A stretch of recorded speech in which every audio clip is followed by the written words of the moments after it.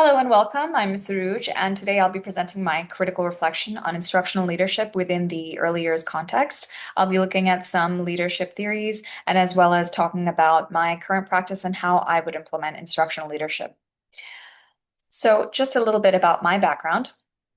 I work with children from the ages of 2 to 5, and while my formal leadership experience is still growing, I've had lots of opportunities to mentor others, guide the planning, and lead reflections. So, what is instructional leadership? So, it involves guiding and improving teaching and learning practices. But in the early childhood education setting, it means creating environments that support educators' growth, foster collaboration, and prioritize developmentally appropriate practice for the children. It's ultimately the key driver to a high quality education for the early years.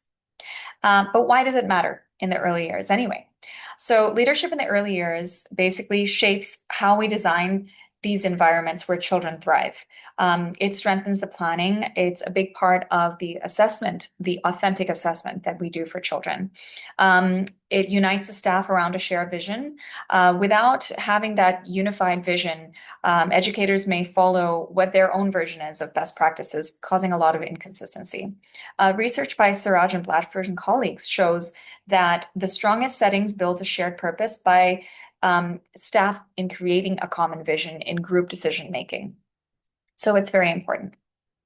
Let's take a look at the transformational leadership theory. This theory emphasizes on inspiring and motivating others.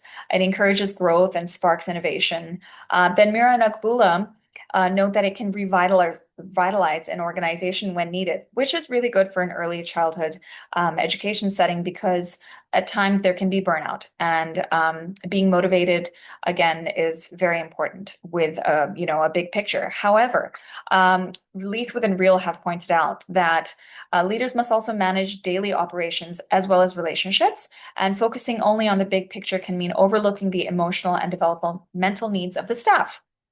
And there's lots of complexities in the early childhood setting, which could be overlooked with this theory and style of leadership. Situational leadership theory is basically when the leaders modify their approach based on their team and the situation around them and circumstances around them. So, for example, leadership may have a teacher who is not as experienced, and for them, they may have a very hands-on approach, as opposed to with a teacher who is highly experienced. So, may be more delegated for them. So, this theory also shows that there's a lot of flexibility, which is key for early childhood setting, because in early years, the environment is very dynamic. However, this theory may overlook daily operations and relationships, and also focusing only on big picture goals can mean that emotional and developmental needs of the staff are overlooked. So inclusive leadership theory. This ensures that every team member feels heard and is included and is respected.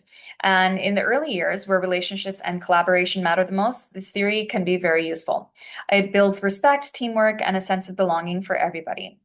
In practice, it can be kind of challenging due to the time constraints that are usually experienced in nursery school settings, and limited resources for this theory and this style. It also demands high emotional intelligence and awareness, which lots of leaders may not have naturally, so it can take time to foster that and build it. As Leithwood and Reel note, many educators are also used to working independently. So shifting from independently working to a team work and a team-focused approach takes a lot of time and must be reinforced through daily interactions. So my educational setting, in the early years that I work at homegrown nursery, I have diverse needs at very young ages, so the needs are constantly changing. Unfortunately, instructional leadership is not integrated on a daily basis. It's something that we need. And while there is some curriculum and professional development support, we don't have daily interactions with our leadership. So Reel stresses that successful leadership means sustaining a common instructional focus and addressing the daily realities of teaching and learning. It must be lived in everyday decision-making, interactions, and support to be successful.